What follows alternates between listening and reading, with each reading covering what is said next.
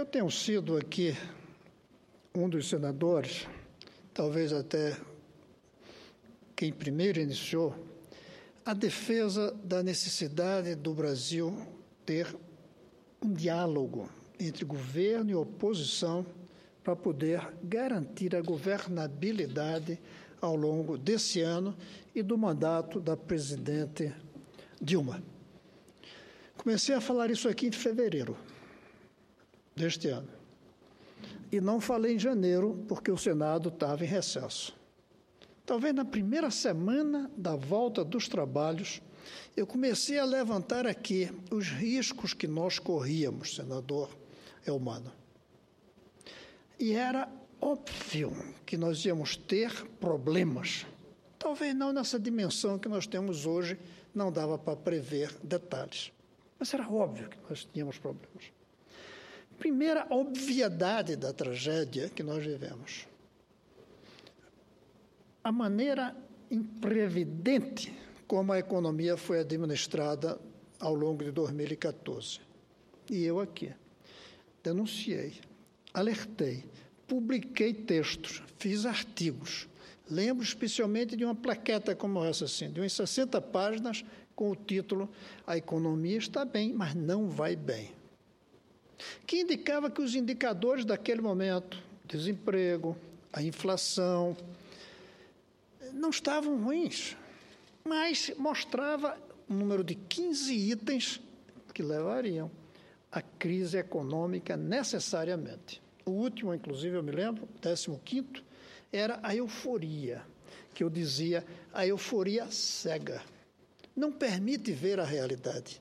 Como até hoje continuam alguns discursos aqui, cegos.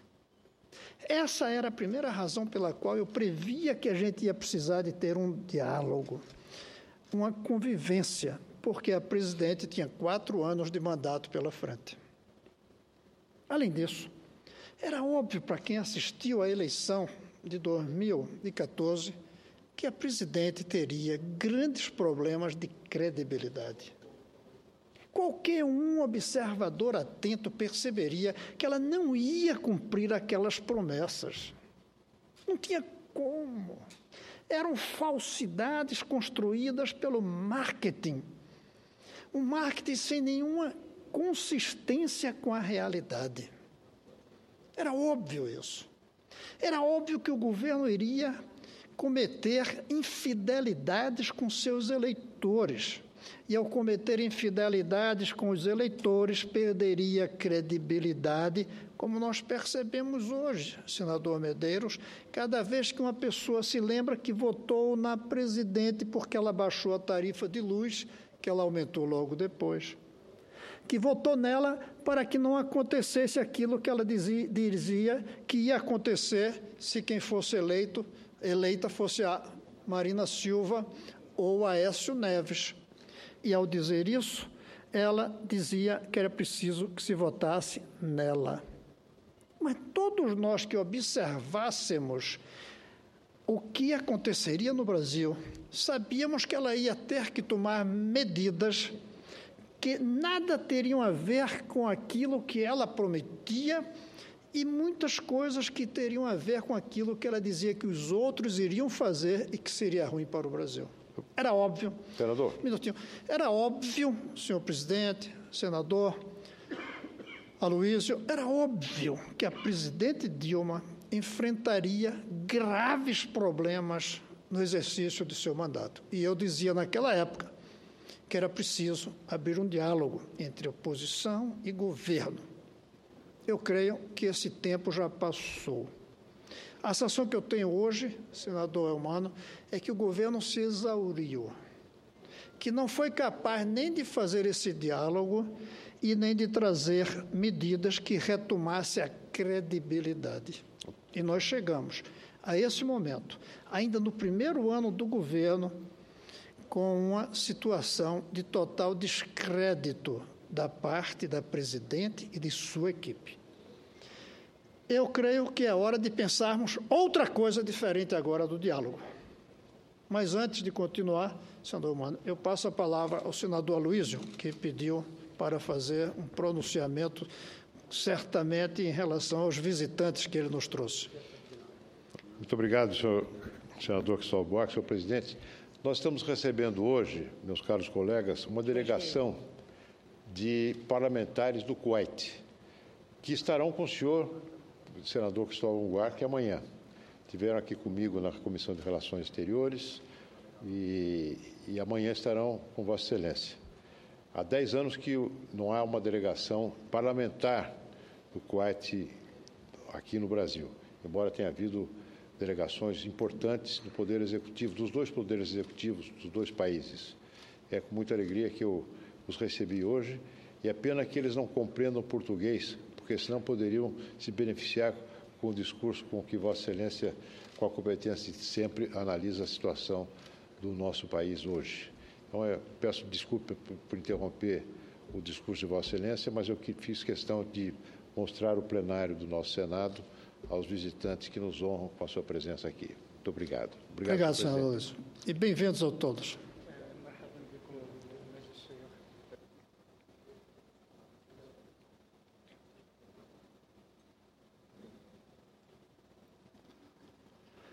Senador Mano, retomando a minha fala, senador Medeiros, eu quero dizer que depois de meses tentando defender um diálogo que permitisse a governabilidade da presidente, que foi eleita com 53 milhões dos votos, que se a gente analisa o total de eleitores, não é um número tão expressivo do ponto de vista de uma maioria expressiva, mas que teve mais votos do que o segundo colocado.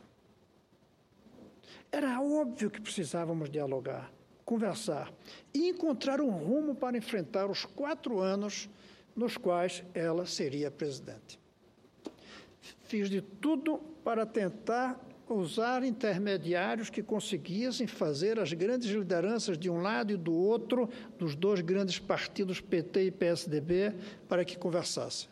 Não consegui.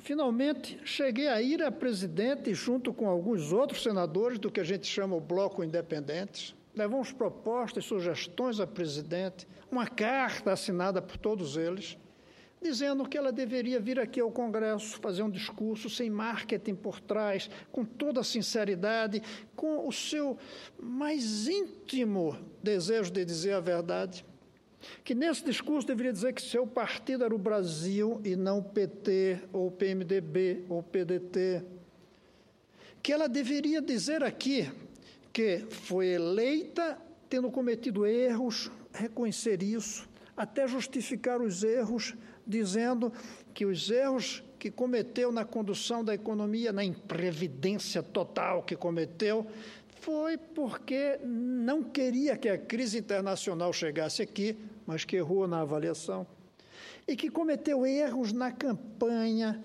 se submetendo a um marketing mentiroso que a obrigou a mentir.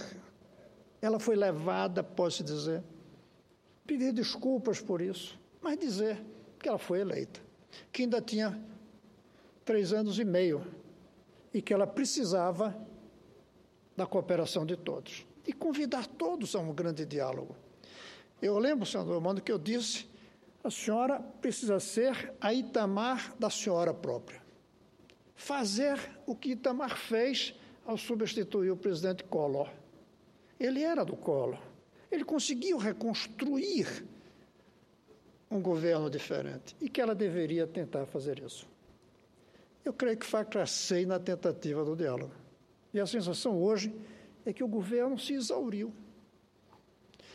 Se exauriu porque, em primeiro lugar, há uma crise muito mais profunda da que aparece. É uma crise do modelo. O modelo que nós implantamos no Brasil desde 94, que atravessou Itamar, Fernando Henrique, que atravessou o primeiro e o segundo governo Lula, o primeiro da Dilma, esse modelo que tinha por base 4 pilares, a democracia, a estabilidade monetária, a transferência de renda para os pobres e o crescimento econômico tradicional com base na agricultura e nas indústrias tradicionais como a indústria automobilística, entraram em crise. A democracia é óbvio que ela está em crise profunda, sem partidos, consistentes, sem lideranças expressivas, com uma corrupção generalizada, com o descrédito entre todos os políticos. Quando eu digo todos, eu me incluo. Essa é a realidade hoje na opinião pública. A democracia entrou em crise. A estabilidade monetária é óbvio que não está existindo, porque excedemos nos gastos, porque até a nossa Constituição, ela desperdiça recursos legalmente, ela obriga ao desperdício. O nosso crescimento parou, e parou por duas razões. Parou porque já não cresce e parou porque o crescimento é atrasado, velho, superado. Não é o crescimento da alta tecnologia, não é o crescimento de uma energia limpa, não é o crescimento voltado para os bens que exigem inovação. E, finalmente, a transferência de renda para os pobres está se esgotando. Se esgotando porque o Estado já não tem dinheiro suficiente e porque a inflação está corroendo o valor da Bolsa Família. Esgotamos um modelo inteiro. E aí a culpa não é da presidente Dilma, é de todos nós que não encontramos um novo rumo. Agora, junte-se a isso a crise de credibilidade do governo dela. Aí soma-se o esgotamento de um modelo estrutural e a falta de credibilidade de um governo conjuntural. Essa é a nossa crise. E diante dessa crise, eu creio, senador José Medeiros, e conversávamos há pouco, que se exauriu esse modelo, se exauriu esse governo. E nós vamos ter que construir um novo governo que oriente para um novo modelo. Um governo de transição.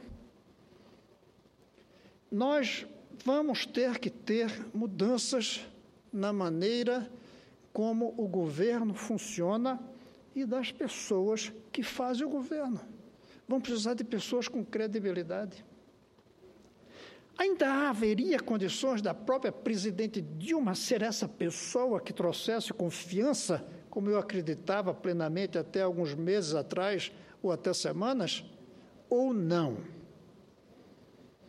É inevitável que aconteça o lamentável processo de substituição de presidente no meio de um mandato, ou não? Eu ainda prefiro, senador Mano, não chegar aqui e ser enfático, dizendo que é preciso substituir presidente, mais uma vez, pela segunda vez, em 4 presidentes que nós tivemos, pela segunda vez interrompeu o mandato. Eu prefiro ainda não assumir isso aqui como algo definitivo. Mas, ao mesmo tempo, eu já começo a dizer o que eu não dizia, de que cada dia que passa, menos confiança eu tenho de que a presidente Dilma vai conseguir ressurgir, vai conseguir ser a Itamar dela própria, vai conseguir trazer uma nova esperança para o Brasil. Cada vez eu duvido mais que isso é possível. E se eu duvido de que isso é possível, é preciso que comecemos a trabalhar qual será a alternativa que nós vamos ter para conseguir que o processo constitucional continue, que não haja a menor interrupção nisso, o que levaria ao vice-presidente assumir no lugar da presidente no meio do seu mandato, o que é lamentável para o processo democrático, mesmo sendo dentro da democracia. O que é lamentável para o processo pedagógico de formar a nossa juventude acreditando que o mandato é algo verdadeiro para se manter como deveria ser. Péssimo que os eleitores comecem a achar que podem errar no dia da eleição porque depois interrompe o mandato. É ruim isso. Devia ser uma coisa quase que como religião. Começou o mandato, termina o mandato nos 1.460 ou 51 dias que dura um mandato de 4 anos. Isso devia ser uma religião para nós, porque é isso que consolida o processo democrático. Mas nem sempre acontece isso. Até mesmo uma economia, uma sociedade, uma política tão consistente democraticamente como os Estados Unidos já teve que interromper mandato de presidente. É lamentável, mas eu começo a achar que a gente precisa se preparar para isso. porque a presidente não parece ter o interesse necessário em fazer os gestos, as ações que traga para ela a necessária credibilidade. Eu não vou aqui ainda dizer que acabou totalmente a esperança, mas eu já começo a dizer que houve a exaustão, exauriu-se na opinião pública, na legalidade, o tempo em que era fácil de acreditar na recuperação do atual governo até o final do seu mandato. É preciso que esse Congresso, que nós estejamos atentos de que o tempo está terminando, de que o tempo está passando sem uma solução. E quando eu vejo que o caminho que a presidente escolhe, em vez de vir aqui falar, como nós lhe sugerimos, esse grupo de senadores independentes, em vez de vir aqui falar, em vez de reconhecer falhas, em vez de dizer que quer construir o novo, em vez de chamar a todos para colaborar com ela, ela faz os arranjos que está fazendo para manter-se no poder. Negociando ministérios sagrados como a saúde, fala-se até em educação. Negociando ministérios para ter a base necessária para conseguir cumprir o seu mandato. Aquilo que para muitos pode parecer a salvação, que é a composição de uma base que lhe dá sustentação para não haver a interrupção do mandato, isso que para alguns parece a solução, sinceramente para mim, começa a parecer a exaustão.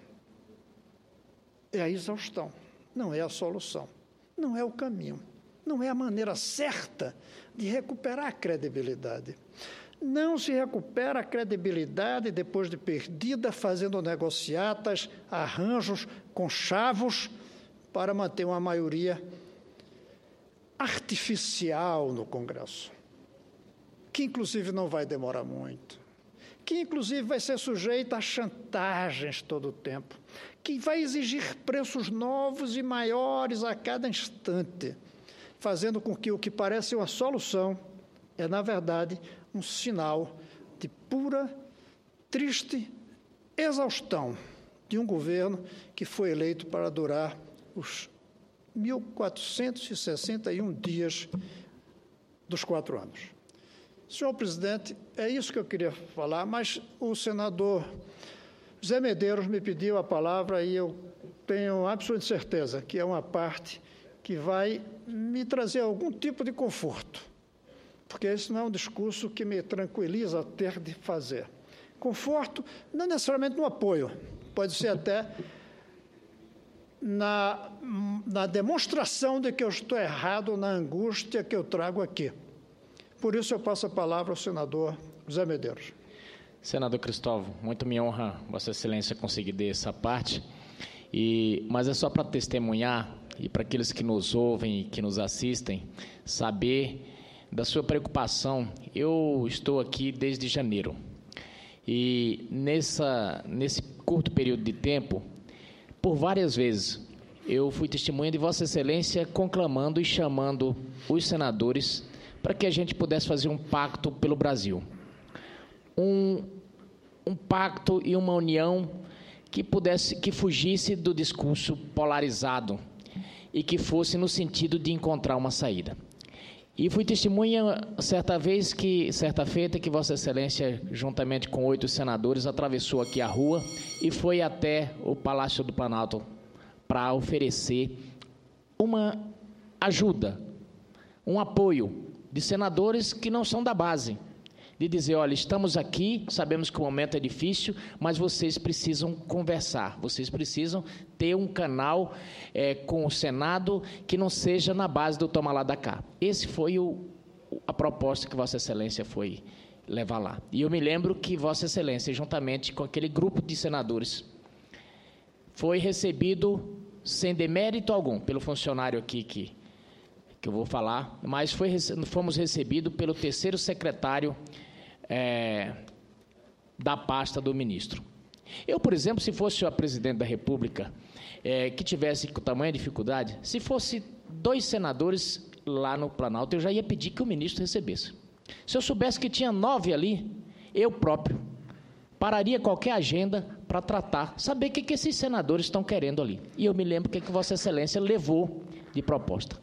Era alguns pontos ali sugerindo para que o Brasil pudesse sair da crise. Sair da crise política e não entrasse na crise econômica. Assim como Vossa Excelência vem fazendo com a educação há muitos anos nesse país. Eu estava no interior de Mato Grosso nesse final de semana, mais precisamente na cidade de Poconé, lá no Pantanal. E visitando um hospital, um senhor de uns 80 e poucos anos me chamou e falou: olha, eu queria que você mandasse um recado para o senador Cristóvão. Aí falou que lhe admirava muito, e em seguida ele disse: mas é sobre a educação. Ele falou: eu já estou no final da vida, mas eu queria que aquela ideia dele pudesse funcionar. Aquela ideia de que, se a Caixa Econômica tem um padrão de atendimento para o país inteiro, se o Banco do Brasil tem um padrão de atendimento para o país inteiro, por que a educação não tem? Ele falou: e o senador Cristóvão defende isso. E essas saídas, foram essas ideias todas que Vossa Excelência tem trazido e levado com honestidade de propósito, mas não foi ouvido. E cada dia mais o país tem se afundado. E Vossa Excelência traz um tema que nos preocupa, e ao invés de eu lhe trazer conforto, eu faço repisar, mas é que temos que falar sobre isso. É que, infelizmente, o governo do Brasil se comporta como a banda do Titanic, que tocava enquanto o navio afundava. Porque todos os dias os representantes do governo que estão aqui, a chamada base para fazer o pelotão de enfrentamento, vem aqui para negar a crise. Todo dia nega a crise.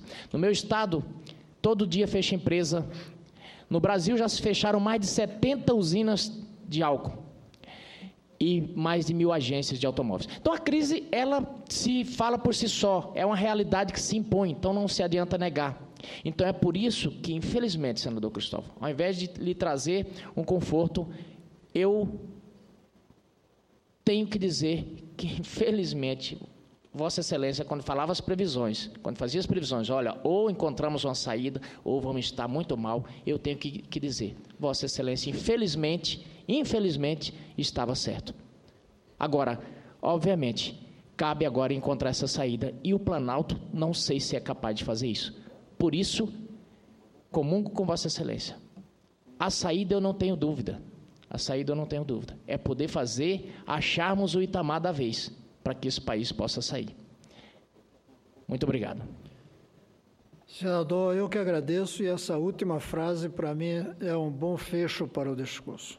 Até aqui, eu achava que a presidente Dilma poderia ser esse Itamar. Hoje eu não acredito mais que seja possível.